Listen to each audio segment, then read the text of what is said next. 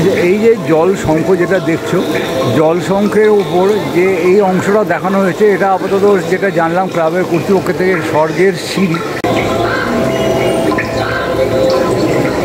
মানুষ বা রাজা থেকে শুরু করে দেখো এখানে রামচন্দ্র রয়েছে, সেও জল অর্পণ করছে।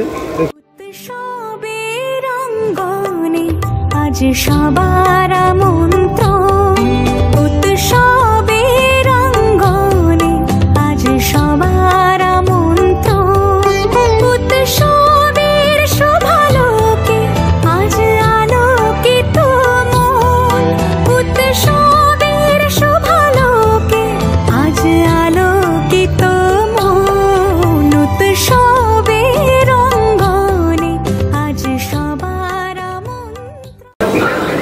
দর্শক বন্ধুরা কেমন আছো তোমরা সবাই? আশা করছি সবাই খুব ভালো আছে, সুস্থ আছে। তোমাদের সাথে দেখা করতে আমি শুধু চলে এলাম দুর্গাপুজো আরেক ব্লগ ভিডিও নিয়ে। এই মুহূর্তে আমি চলে এসেছি নাকতলা উদয়ন সংঘের পুজো মণ্ডপের ঠিক ভেতরে। আর নাকতলা উদয়ন সংঘের এবছরের মূল ভাবনা হচ্ছে অর্পণ, অর্থাৎ আমরা মহালয়ার দিন পিতৃপুরুষের উদ্দেশ্যে তর্পণ করে থাকি। সেই তর্পণকে এই পুজো মণ্ডপে তুলে ধরা হয়েছে। তো কেমন কি পুজো মণ্ডপ সেজে উঠেছে সবটাই তুলে ধরবো আজকের এই ভিডিওর মাধ্যমে।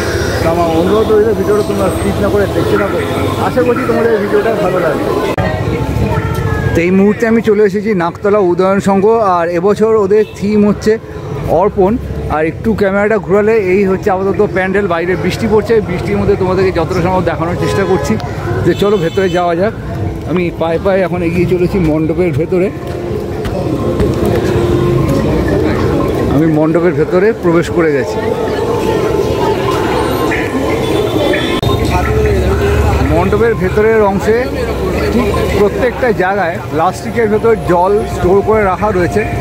আর একটু যদি জুম করে দেখাই, ভেতরে একটা পাখি এখানে বসানো রয়েছে। এবং তাই নয়, এই যে এখানে এই যে অংশগুলো দেখা যাচ্ছে, এইগুলো এক একটা কোষাকুষি বোঝানো হয়েছে। এই কোষাকুষি জল ট্রান্সফার হয়ে ঠিক এইখানটায় এসে জমা হচ্ছে।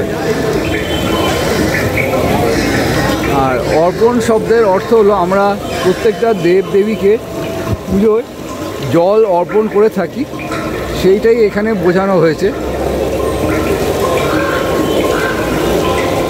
আর মাতৃ প্রতিমাটা যদি তোমাদেরকে দেখাই, মাতৃ প্রতিমাটা দেখতে কিন্তু দারুণ লাগছে। আমি জানি না কতটা তোমাদের দেখাতে পারছি।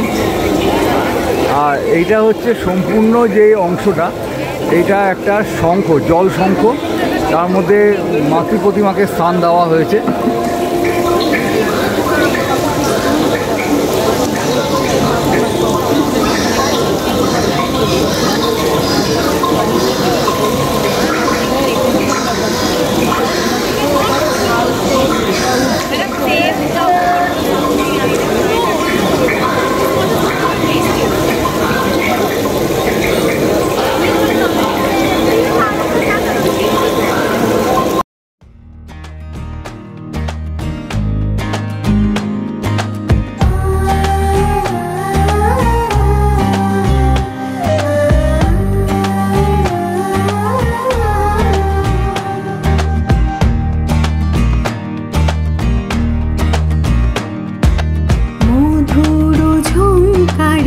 শারদীয়া উৎসবে আলোয় আলোয় তুমি অপরূপা।